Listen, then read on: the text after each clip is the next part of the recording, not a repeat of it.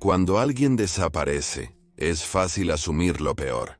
Hemos visto innumerables casos de una desaparición que lleva a una muerte. Pero según las estadísticas, estos casos son la minoría. En el Reino Unido, menos del 2% de los niños estarán desaparecidos durante más de una semana. Igualmente, menos del 1% de los adultos desaparecerán por más de un mes. Aunque alguien haya estado ausente durante años, no siempre significa que hayan tenido un encuentro con juego sucio, como lo mostrará el episodio de hoy. Únete a nosotros mientras examinamos a 3 personas que desaparecieron pero reaparecieron vivas años después.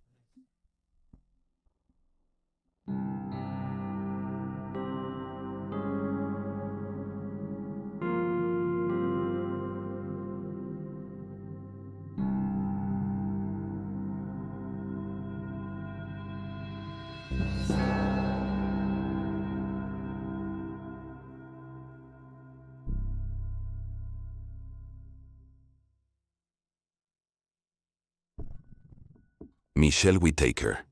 La Michelle Whittaker de 33 años fue vista por última vez el 16 de agosto, 2002 en Spartanburg, Carolina del Sur, en una parada de camiones de América fuera de la I-85. En las semanas antes de su desaparición, Michelle había sido arrestada por conducir bajo la influencia, y alrededor del tiempo de su desaparición, había sido liberada de la cárcel, en lugar de ser llevada a recibir tratamiento ordenado por el tribunal, por abuso de drogas y alcohol. Los detalles sobre la desaparición de Michelle son pocos y distantes entre sí, pero el programa de televisión Desaparecido informó que fue dejada en una parada de camiones, por un amigo que luego fue interrogado por la policía y sometido a una prueba de polígrafo, la cual pasó. En los años siguientes a la desaparición, Michelle nunca accedió a su cuenta bancaria, ni utilizó su número de seguridad social. Por todas las cuentas, ella había desaparecido de la faz de la tierra. Los investigadores sospechaban que había tenido un incidente desagradable en la parada de camiones, pero batallaban para hallar pruebas o testigos que apoyaran esta teoría. Justo un mes después de su desaparición, la compañera de trabajo de Michelle, Heather Sellers, de 21 años, también desapareció. Las autoridades inmediatamente dirigieron su atención hacia el novio de Heather, Jonathan Vick, a quien ya sospechaban de ser responsable de la violación y asesinato de una peluquera, en 1995. También ahora creen que Vick pudo haber estado involucrado en la desaparición de Michelle, así como en la de Heather. En octubre 2005, la oficina del sheriff del condado de Spartanburg recibió una carta anónima que afirmaba que Michelle había sido asesinada y su cuerpo había sido arrojado cerca de un estanque en Landrum, Carolina del Sur. Aunque se realizó una búsqueda en el área, no se encontró rastro de Michelle.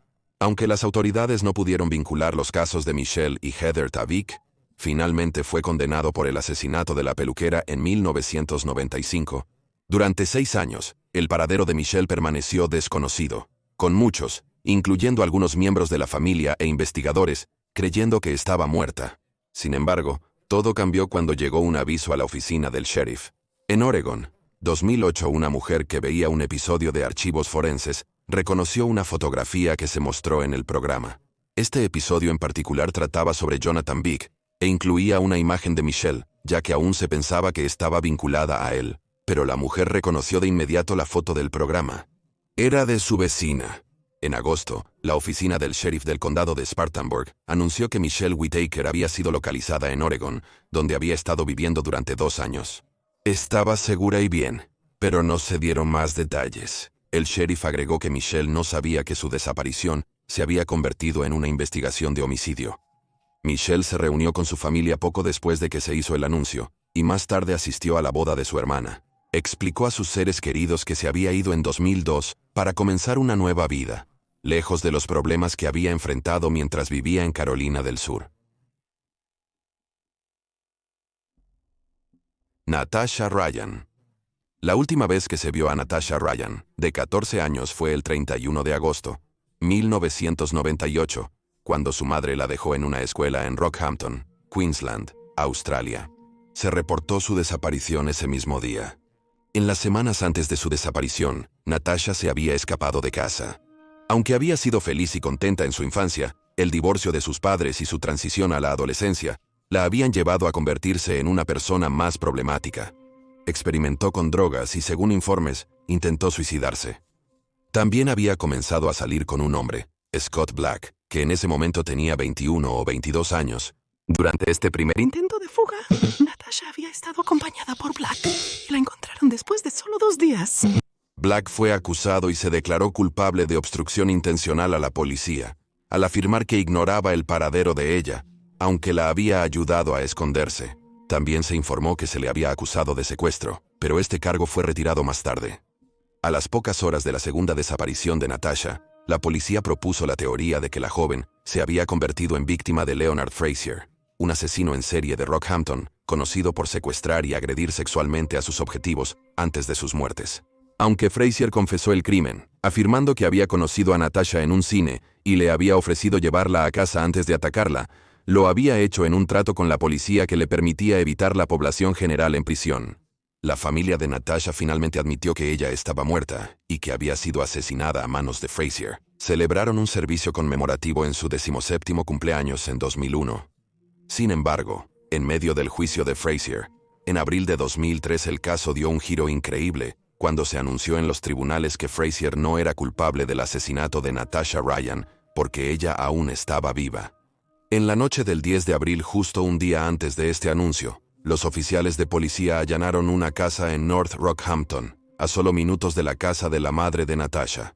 La propiedad era de Scott Black, que había ayudado a la niña de 14 años a esconderse desde su desaparición en 1998. Black, un lechero en una fábrica láctea, parecía vivir solo. Ninguno de sus colegas o amigos sospechaba que algo estaba mal. Solo colgaba su propia ropa en la línea de lavado, y su casa siempre estaba vacía y tranquila cuando había invitados. Durante estos momentos, Natasha se escondía en un armario hasta que se iban. El adolescente podía moverse libremente por la casa el resto del tiempo. La pareja siempre tenía las cortinas cerradas y Natasha solo salía de casa de noche, frecuentemente hacia la playa. Dentro de la casa, la joven de 14 años aprendió a cocinar y a coser, y pasó gran parte de su tiempo leyendo y navegando por Internet. Justo semanas antes de que comenzara el juicio de Frazier, Natasha pareció preocuparse por el hombre que estaba a punto de ser condenado por un asesinato que nunca cometió.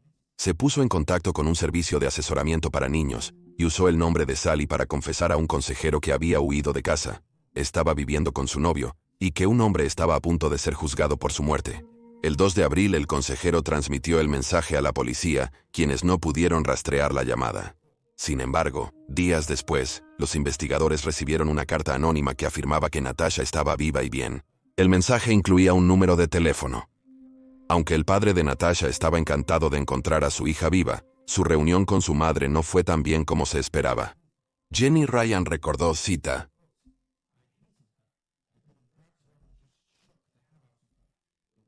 "Ella, te olvidas de todo eso. Estaba furiosa de que su hija hubiera traumatizado a toda la familia al desaparecer voluntariamente durante 5 años. Posteriormente, Natasha apareció en su propio juicio por asesinato para testificar que estaba viva y bien, y que nunca había encontrado a Frazier en su vida. Aunque Frazier fue declarado no culpable de la muerte de la joven de 14 años, fue condenado por otros delitos con los que se le había acusado y sentenciado a cadena perpetua. Aún así, no todo era sol y arcoíris. Scott Black fue condenado a 1 año de prisión por perjurio después de, una vez más, decirle a la policía que no sabía dónde había estado Natasha, cuando él la había ayudado a esconderse. Y en 2006, Natasha fue declarada culpable de crear una investigación policial falsa. Fue multada con $4,000 y se le ordenó pagar otros $16,000 para cubrir los costos de la investigación. A pesar de los contratiempos, Natasha se benefició de la publicidad. Vendió su historia a 60 Minutes por $120,000. Y cuando se casó con Scott Black en 2008, los dos recibieron $200,000 de Women's Day por el acceso a la historia. La pareja ahora tiene 3 hijos juntos. Cuando se le preguntó por qué no se presentó cuando se dio cuenta de que la policía sospechaba que había sido asesinada, Natasha respondió: "La mentira se había vuelto demasiado grande". Holly Marie Miller. El 12 de enero, 1981, los cuerpos de una mujer y un hombre fueron descubiertos en el condado de Harris, Texas, en un bosque pantanoso al norte de los límites de la ciudad de Houston, por un paseador de perros. Los restos fuertemente descompuestos indicaban que la pareja había estado muerta durante tanto como 2 meses, y rápidamente se determinó que habían sido víctimas de un homicidio. La mujer había sido estrangulada mientras que el hombre había sido atado y amordazado antes de ser golpeado hasta la muerte. Sin embargo, la investigación en 1981 se estancó rápidamente. A pesar de que se elaboraron bocetos compuestos, nadie se presentó para identificar a las víctimas, por lo que Jane y John Doe fueron enterrados en el cementerio del condado de Harris. No fue hasta enero de 2021 que se identificó a los dos como la pareja casada Dean y Tina Klaus. Dean y Tina se conocieron en 1978 en New Smyrna Beach, Florida. Tina tenía 15 años y Dean 19 en ese momento. Su relación se describió como un romance vertiginoso, y la pareja se casó solo un año después de conocerse. Pasó otro año antes de que Tina diera a luz a su primer y único hijo, una hija llamada Holly Marie, que nació el 24 de enero, 1980. Según informes, la pareja era vista como padres amorosos y muy enamorados. En el verano de 1980, Dean, Tina y Holly se mudaron a Louisville, Texas, donde Dean esperaba encontrar un buen trabajo que le permitiera mantener a su familia. Era un hábil ebanista, y en ese momento el área de Dallas-Fort Worth estaba experimentando un auge de la construcción. No pasó mucho tiempo antes de que Dean consiguiera un trabajo con Dr. Horton Home Builders, y la familia vivía con su primo para poder ahorrar y comprar su propia propiedad. Sin embargo, para octubre, algo había cambiado. La pareja perdió el contacto con sus familias. Se cree que la pareja fue asesinada entre octubre 1980 y enero de 1981. Fueron vistos por última vez con vida en Louisville, y se desconoce cómo terminaron en el área boscosa y pantanosa donde se descubrieron sus cuerpos, a 402.7 kilómetros de su dirección en Louisville. Aunque la madre de Dean denunció la desaparición de la familia, a los investigadores no les interesó investigar las desapariciones, señalando que su coche, que la pareja había tomado prestado, le había sido devuelto. Los detectives sugirieron que esto era prueba de que la pareja había decidido cortar el contacto con sus familias. Cuando finalmente se identificaron los cuerpos de la pareja en 2021, quedaron varias preguntas, la más destacada de las cuales era: ¿dónde estaba la bebé Holly Marie? Inicialmente, se pensó que su cuerpo había sido esparcido por animales carroñeros, o que simplemente aún no se había recuperado debido a que el área era tan densamente boscosa. Hubo especulaciones de que los asesinos se llevaron a Holly, la mataron en otro lugar, la vendieron o la adoptaron. El 7 de junio, 2022 se descubrió que Holly Marie Klaus, ahora Holly Marie Miller y de 42 años, estaba viva y bien, viviendo en Oklahoma.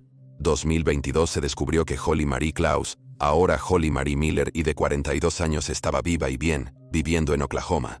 Ella estaba completamente inconsciente de su verdadera identidad, o de su pasado, ya que solo tenía un año en el momento del asesinato de sus padres. Aunque se han revelado pocos detalles, se sabe que Holly ha llevado una vida normal y feliz. Ha estado casada durante 2 décadas y tiene 5 hijos y 2 nietos. En una conferencia de prensa 3 días después de que se encontró a Holly, el primer asistente del fiscal Brent Webster reveló que cuando era bebé, Holly fue dejada en una iglesia en Arizona por 2 mujeres que se identificaron como miembros de un grupo religioso nómada. Dijo, cito, llevaban túnicas blancas y estaban descalzas. Indicaron que las creencias de su religión incluían la separación de los miembros masculinos y femeninos, practicar hábitos vegetarianos y no usar ni llevar productos de cuero. Las mujeres también informaron que habían abandonado a un bebé antes en una lavandería. Se cree que el grupo viajó por California, Texas y Arizona, y que en Yuma, una ciudad de Arizona, se vio a mujeres pertenecientes al grupo pidiendo comida a principios de la década de 1980. Se observó que el auto de la madre de Dean, devuelto cerca del fallecimiento de la pareja, fue tras una llamada a finales de 1980 o inicios de 1981. El llamante, que contactó a las familias de Dean y Tina, se identificó como hermana Susan y dijo que estaban en LA. Explicó que la pareja se había unido al grupo religioso y ya no quería tener contacto con sus familias. Luego ofreció devolver el auto a Florida por una tarifa. La familia estuvo de acuerdo y tuvo a la policía acompañándolos a la reunión. Aunque se informó que algunos miembros del grupo fueron detenidos, no se ha localizado el informe policial de este incidente. Los miembros de la familia que estuvieron presentes en esta reunión notaron lo extraño que era. Había tenido lugar por la noche en el circuito de Daytona, en Florida, y varios miembros del grupo estaban presentes, pero solo habló la hermana Susan. Se especula que el coche fue devuelto con la esperanza de que disuadiera a la policía de investigar a la pareja desaparecida. La familia que crió a Holly no se considera sospechosa en el caso. Holly conoció a su familia biológica a través de una videollamada antes de encontrarse en persona. La madre de Dean, Donna Casasanta, dijo: «He rezado durante más de 40 años por respuestas, y el Señor ha revelado algo de ello. Hemos encontrado a Holly».